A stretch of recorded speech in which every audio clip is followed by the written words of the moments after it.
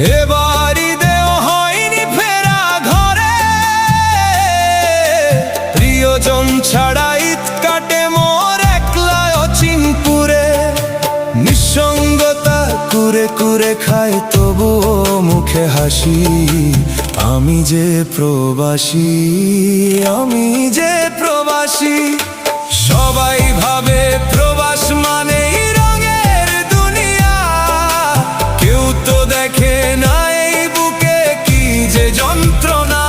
তবুও ভালো থাকুক তারা যাদের আমি ভালোবাসি, আমি যে প্রবাসী।